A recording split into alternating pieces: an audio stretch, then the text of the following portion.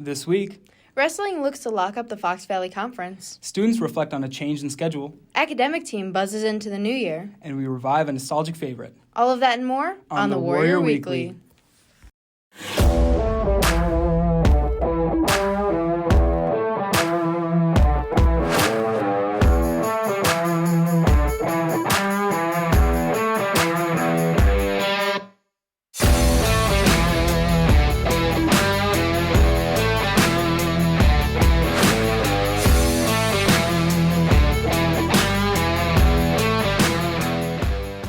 What to do, Warrior Crew, and welcome back to this week's edition of the Warrior Weekly, presented by Warrior Student Media. I'm Ryan Ahmed. And I'm Cooperstown Bruin. Today we look into the change in finals, head to Dundee Crown with our academic team, and we dodge, duck, dip, dive, and dodge.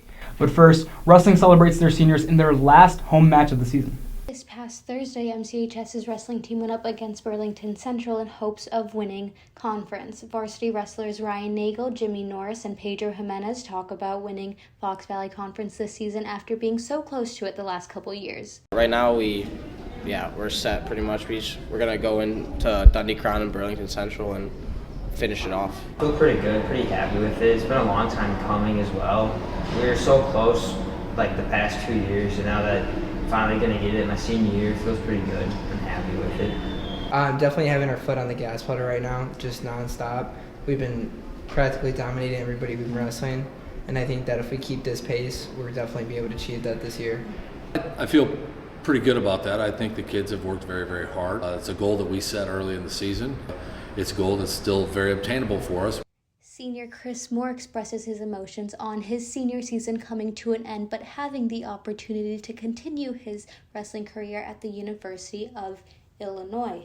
There's another step to it, so it's not a completely sad thing, but it's what it is. I still got 5 more years of this stuff, so I'm stoked about it. Illinois is definitely getting better, so it'll be good to come in there and help improve the team. Head coach Dan Rowan explains what it's like to be a wrestler on the MCHS wrestling team. If you want to be challenged, if you want to be pushed, and you want to be part of a program that's successful because of all the hard work that we put in, we take pride in what we do, and because of that, I think that's helped us be successful along with all the hard work that we put in. Really solid. I think that this is probably one of the strongest teams we've had in a while. Very tight-knit. A lot of us hang out outside of school, so that helps, and it helps with the atmosphere of the sport. The team will be wrapping up their season this Thursday at Dundee Crown. Reporting for the Warrior Weekly, I'm Ari Juarez. Just a few weeks ago, the end-of-semester finals were unexpectedly cut short when a winter storm warning was issued. The second day of testing was postponed until we returned from break.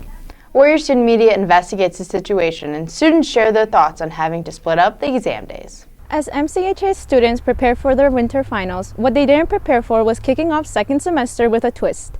Coming back from winter break to day 2 of finals created contrasting opinions throughout the student body and staff. I was actually really disappointed, and which is unusual because normally I'm kind of excited about a snow day, nice little break, but where it fell was really inconvenient for everyone. I was happy about it. I thought it was good for me because it gave me extra time to study for my classes. It was kind of annoying because you study for days and weeks in advance, and it just also goes down the toilet. To snow day, I was quite mad because I'm like, well, all the information's fresh in your head already. Why do we need to leave and come back in 2 weeks and take finals again? Students and teachers alike were opinionated about the change in this school's year's final schedule. Teachers like Mrs. Heidi Dunn found the snow to be an inconvenience, but students like Frankie Newthel found the 2-week break beneficial for more time to study. I think it hurt the kids. We were gearing them up all week to take final exams, and then all of a sudden, nothing. Especially at the freshman campus, I think, because those kids have never taken final exams before. I think it helped me because it gave me more time to study and gave me, especially for my chemistry final, we had the lab, so it gave me more time to work on that. I felt like it helped me and hurt at the same time because you do get more time to study, but at the same time you kind of get annoyed because all break you have to be studying and worrying about testing. It hurt me because usually over break you don't really want to do any studying, so it's like, why would you study? So over break you lose all that information. All that information just goes out of your head. Students shared their ideas on how MCHS could have helped with studying for finals by providing a small study session during winter break prior to day 2 exams. I kind of wish we would have adjusted the schedule when we first got back. So instead of taking second day of finals right away on Monday, like Monday would have been like one last class meeting for those first semester classes, even if it was just the classes that we hadn't taken finals in. Like we could have done a final schedule with just those, just to have students review. Maybe had like some over the winter break, kind of just had some sessions where you could just come to the school and study with other people. I felt like they could have promoted it more, like just telling kids to study more, because I know a lot of people failed and did really bad in their finals after that. But they could have either called back on school on Thursday, or they could have moved finals to Friday and just come back, where it was much nicer and you didn't have to wait 2 weeks before taking the finals again. We hope you did great, Warriors, and wish you luck for this semester. Reporting for the Warrior Weekly, we're Jasmine Carballo, Lauren Curtin, and Grace Mueller. MCHS is a new SAT testing site. Juniors can take the SAT for free on Saturday, March 11th. Students can register themselves on the College Board website. Now, last week, our school's academic team competed head-to-head in a mega match against other schools in the conference. Warrior Student Media has the story.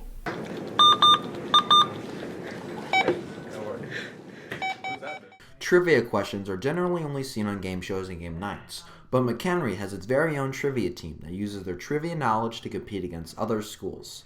The MCHS academic team is led by Miss Lecht and Miss Fry, who explain their objective. The team is basically like a trivia group, so we go to different competitions and we compete against different groups around us. The academic team itself is a team that plays in various trivia-based matches to test their knowledge and memorization. I said it's like mostly for fun, right? It's a lot of learning, a lot of trivia, and I mean, we can use a lot of stuff we learn in our classes too, so it's simultaneously studying while partaking in a club. The academic team is a fun and relaxed environment, allowing its members to demonstrate their knowledge on any given topic. Whereas McHenry kind of goes into it more just to hang out with each other and have fun competing, and it's less intense and rigid than other groups. And it's like you show up to practice, you have fun, and you like try, and that's mainly all I really expect. The academic team prepares for future matches with weekly practices on Tuesdays and Thursdays. They'll continue to improve. If you are interested, contact Miss Fry or Miss Lecht for further information. Reporting for the Warrior Weekly were Lex Bach, Rayan Ahmad, Travis Kokones, and Brielle Kakamo. Now, some of you may remember dance and dodgeballs from back in middle school. Entering the new year, MCHS got nostalgic and revived the tradition. Over the past few years, MCHS has strived to create new and exciting events for the students to attend on campus. The dance and dodgeball was next in line to hit our school, and it was a raging success. Student Council Advisor Leah Pelletier explains what goes into planning events such as the dance and dodgeball. The seniors were kind of part of the planning for the dodgeball, and then our junior student council members were in charge of planning the dance portion. So everything from picking out the playlist of the music to getting the dodgeball team signed up, and creating the brackets and figuring out the timing and all the rules. There was quite a bit that went into making sure that it's going to go smoothly. The dance and dodgeball brings back memories for former Parkland and MMS students. Senior Mara Torres goes into how the event gives an added nostalgic feeling to an already exciting night. I went to both MMS and Parkland, and I remember coming into Parkland on the week that the first dance and dodgeball happened in 7th grade, and it was like a culture shock. I was like, what is this? And it was so much fun, and I think that a lot of people are gonna come and relive some parts of their middle school years, because that was more of a part where it was more relaxed and a lot of people had a lot of fun. The dodgeball tournament was the main event where the Hugas came on top and took first place. Hugas player Brandon Emilio talks about how it felt to win it all. Knowing we're the defending champs, no one can beat us. We just wanted to get business done, and that's what we did. We took that dub easily. The dance and dodgeball had a great turnout for its first time at MCHS. This paves the way for more potential events like this to happen in the future. Reporting for the Warrior Weekly were TJ Haas, Tyler Houston, Matthew Colino, Caden Bunting, and Jack Lulo. That's all for today's show. Be sure to follow the Warrior Weekly on all social media platforms, including Twitter, Insta, and TikTok. For Cooperton Bruin and all of Warrior Student Media, I'm Rayan Ahmed. See you next week, Warriors.